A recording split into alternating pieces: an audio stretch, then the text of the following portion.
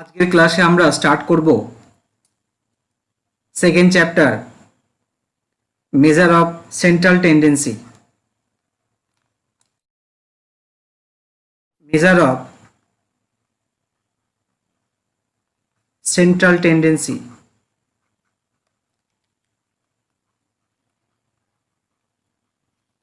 এর মানে কি? মনে করো আমাদের কিছু সেট অফ ডেটা দেওয়া আছে,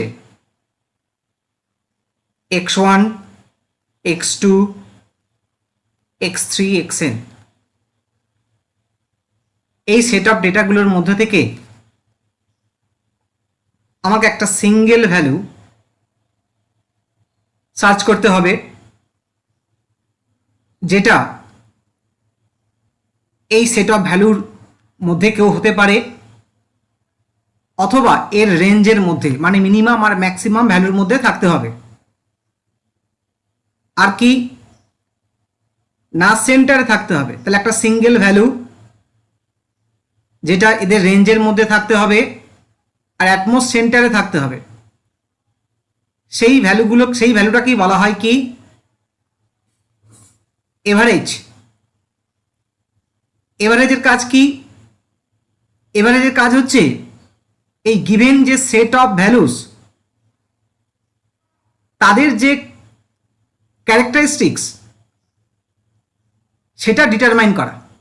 অর্থাৎ এই ভ্যালুটার থেকেই, এই কেবলমাত্র একটা এই সিঙ্গেল ভ্যালু থেকেই এই এতগুলো ভ্যালুকে রিপ্রেজেন্ট করবে এই একা। এই ভ্যালুটার ফিগার দেখেই আমার এতগুলো সেটের ভ্যালুর সম্বন্ধে একটা ওভারঅল ধারণা চলে আসবে। যেমন একটা এক্সাম্পল দেওয়া যাক, যে কোনো এক কোম্পানি এ নামে এক কোম্পানি, তার 5টা ব্রাঞ্চ রয়েছে, 1 নম্বর, 2 নম্বর, 3, 4 আর 5। কোনো এক বছরে তার 2 কোটি প্রফিট হয়েছে প্রথম ব্রাঞ্চে, দ্বিতীয়তে মনে করো 4 কোটি প্রফিট হয়েছে, তৃতীয় ব্রাঞ্চে মনে করো 3 কোটি প্রফিট হয়েছে, 4 নম্বরে মনে করো ব্রাঞ্চের 1 কোটি প্রফিট হয়েছে, আর 5 নম্বরে মনে করো তার 20 কোটি লস হয়েছে।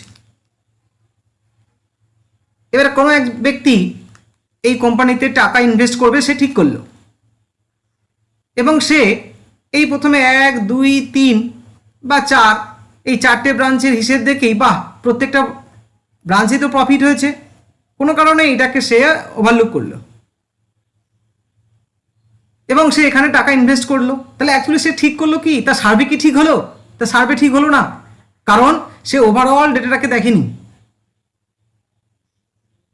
তাহলে এখানে আমরা যদি দেখি টোটাল প্রফিট কত হচ্ছে, হিসেব করে দেখো 10 কোটি, আর লস কত হয়েছে -20 কোটি।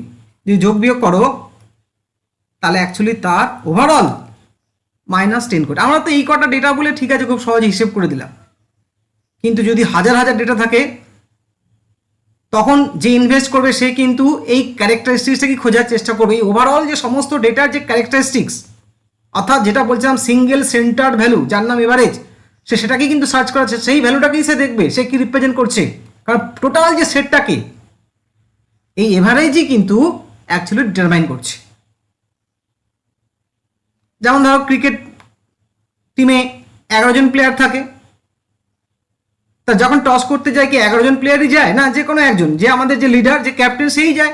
তাহলে এখানে আমাদের যে ক্যাপ্টেন সেই হচ্ছে এখানে অ্যাকচুয়ালি সেন্ট্রাল ভ্যালু বা এভারেজ বা ক্যারেক্টারিস্টিক্স বলতে পারো। বা যখন ইউএসএতে কোনো গ্লোবাল মিটিং থাকে তখন আমাদের দেশের হয়ে কি একজনই প্রতিনিধিত্ব করে, সেই হচ্ছে এখানে ক্যারেক্টারিস্টিক্স আমাদের দেশে। এইরকমভাবে তুমি এটাকে ভাবতে পারো। ঠিক আছে, এই এভারেজ পরিমাপের বিভিন্ন পদ্ধতি রয়েছে, সেগুলি আমরা দেখব। তো মোটামুটি আমরা এই এভারেজকে দুটো পার্টে ভাগ করি। কি কি? একটা হচ্ছে ম্যাথমেটিক্যাল,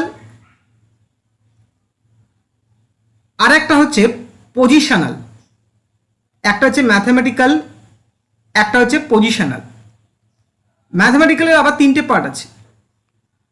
একটা হচ্ছে অ্যারিথমেটিক মিন, একটা হচ্ছে জিওমেট্রিক মিন আর একটা হচ্ছে হারমোনিক মিন। আর পজিশনালের দুটো পার্ট আছে, একটা হচ্ছে মিডিয়ান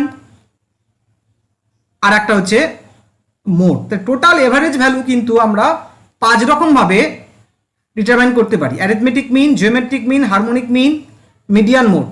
কিন্তু মেন যে তিনটে, মেনলি আমরা তিনটে পার্টি ধরি, একটা হচ্ছে অ্যারিথমেটিক মিন বা মিন, মিডিয়ান আর মোড।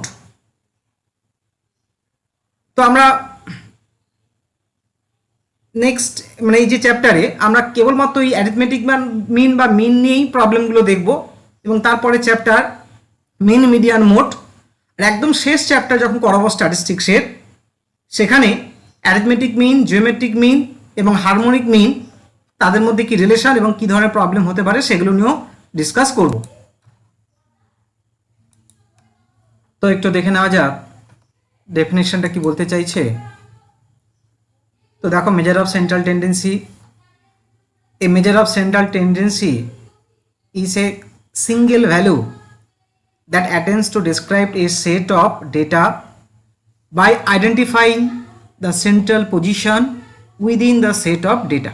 Within, তাহলে সিঙ্গেল ভ্যালু খেয়াল রাখবে, যেটা সেন্ট্রাল পজিশনে থাকে আর within the set of data বা রেঞ্জের মধ্যে থাকবে। দেয়ার আর 3 মেন, কিন্তু ওভারঅল কিন্তু আমরা দেখেছি 5টা, measure of central tendency, mean, median আর mode. The purpose of measure of central tendency is to identify the location of the center of various distribution. Measure of central value gives rough idea about where data points are centered. Central tendency is an average, a single value which represents the characteristics of entire data and help us to compare the given data with another data. যা বলেছিলাম মোটামুটি তাই। তারপর দেখো এখানে average is 2 type, the mathematical আর একটা হচ্ছে পজিশনাল। তো আমরা এখানে আজ এই চ্যাপ্টারে শুধু মিন নিয়ে আলোচনা করব। মিন কি এবং মিন ফর আনগ্রুপ ডেটা। আমরা ফ্রিকোয়েন্সি ডেটা নিয়েও কাজ করব শেষের দিকে। আগেও বলেছিলাম ফ্রিকোয়েন্সির উপর যে কোশ্চেনগুলো আসে অনেক লেন্দি হয়, তো মিনিমাম আমরা কিছু কিছু প্রবলেম টাচ করে যাব, এগুলো শেষের দিকে দেখব। মেন ফোকাস করতে হবে আনগ্রুপ ডেটার উপর। তো আনগ্রুপ ডেটার উপর মিনের ডেফিনেশন কি দেখতে পাচ্ছ, টোটাল যে set of values by number of values. Simple definition, যেটা ম্যাথামেটিক্যাল ডেফিনেশন যে ইউজ করে থাকি সেটাই। এটাকে আমরা এক্স বার দিয়ে ডেনোট করি। তো দেখো এখানে 3টে মেইন প্রপার্টি রয়েছে। ফার্স্ট প্রপার্টি কি, if each value of a variable X increase or decrease by some constant K, then the arithmetic mean বা simple mean in also increase or decrease by K. তা আমি একটা দেখাচ্ছি এমনি। ধরো মনে করো তোমার x1, x2, xn এবং এদের যে মিন সেটা কত না এক্স বার। এক্স বার বার করার ফর্মুলা কি, যে সামেশন ইউজ করি, summation of xi by n। এবার এখানে প্রত্যেকটা ডেটা বা ভ্যালুকে ইনক্রিজ করছি বাই কে। তাহলে x1 প্লাস কে, x2 প্লাস কে, তাহলে ডেটাগুলো চেঞ্জ হয়ে এই হলো। তাহলে সেই ক্ষেত্রে আমাদের নিউ মিন কি দাঁড়াচ্ছে, new mean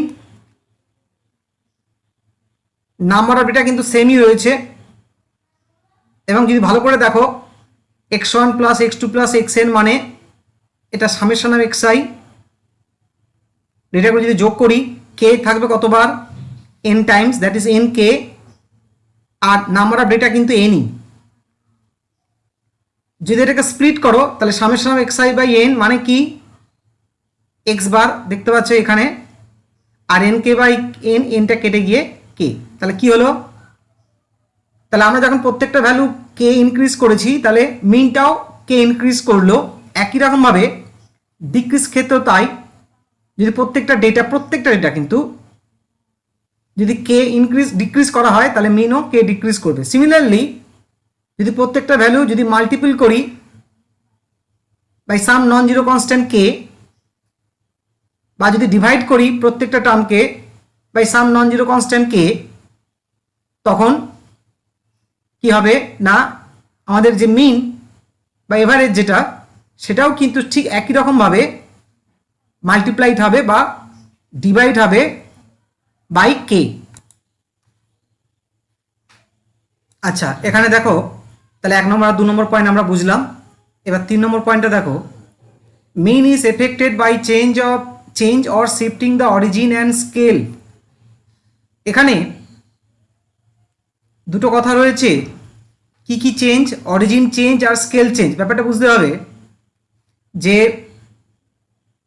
change of scale মানে কি, চেঞ্জ অফ স্কেল মানে আমরা যে উপরে যে 1 আর 2 রেজাল্টগুলো দেখেছি মাল্টিপ্লিকেশন আর ডিভিশনকে বোঝায়। অর্থাৎ যখন ডেটাগুলো সাম কনস্ট্যান্ট দিয়ে মাল্টিপল হয় বা সাম কনস্ট্যান্ট দিয়ে ডিভাইড হয় তখন যেভাবে পরিবর্তন হয়। তো আমরা দেখেছি যদি কে টাইমস মাল্টিপল করি তাহলে মিন কে টাইমস বাড়বে, যদি কে দিয়ে ডিভাইড করি তাহলে মিনও কে দিয়ে ডিভাইড করবে। তাহলে কি এইটা কি বলা হয় change of scale. Change of scale মানে ডেটাগুলো যখন মাল্টিপল ওয়েতে বা ডিভিশন ওয়েতে বাড়ছে কমছে। আর চেঞ্জ অফ অরিজিন মানে কি, চেঞ্জ অফ অরিজিন মানে প্লাস আর মাইনাস। এটাও দেখেছি আমরা এক নম্বরে যে যখন ডেটাগুলো কনস্ট্যান্ট কে দ্বারা ইনক্রিজ হচ্ছে তখন মিনও চেঞ্জ হচ্ছে কে দিয়ে, আবার যখন ডেটাগুলো কনস্ট্যান্ট কে দিয়ে ডিক্রিজ হচ্ছে তখন মিনও কে দিয়ে ডিক্রিজ, অর্থাৎ এটাই হচ্ছে চেঞ্জ অফ অরিজিন।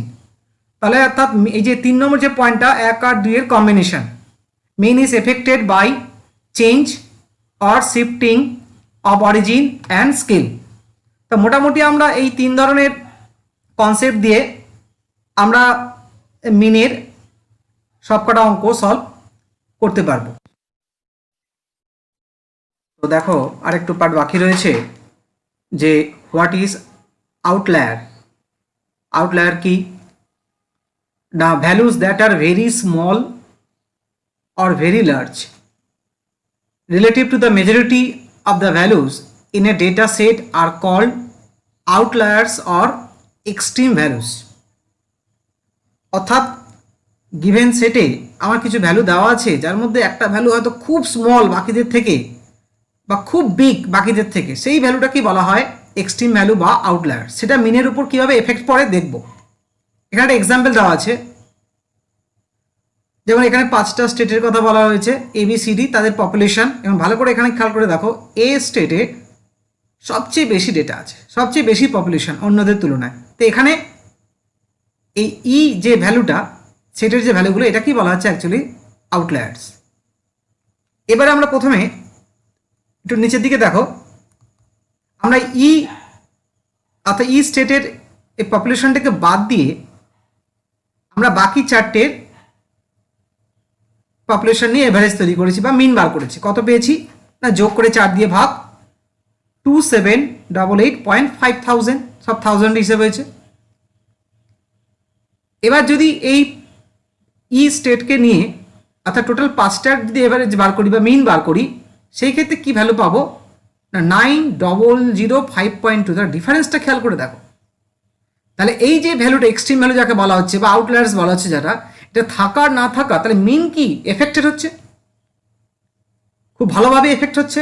থাকলে দেখো মিন একরকম, আর না থাকলে তার যে ডিফারেন্সটা দেখে বোঝা যাচ্ছে মিন এফেক্টেড। তাই একটা কোশ্চেন হয় যে মিন ইজ এফেক্টেড বাই বলে এরকম থাকবে কিছু ডেটা, অবশ্যই মিন ইজ এফেক্টেড বাই আউটলায়ার্স। পরবর্তী ক্ষেত্রে দেখবো মিডিয়ান বা মোড এরা কিভাবে এফেক্টেড হচ্ছে আউটলায়ার্স থেকে।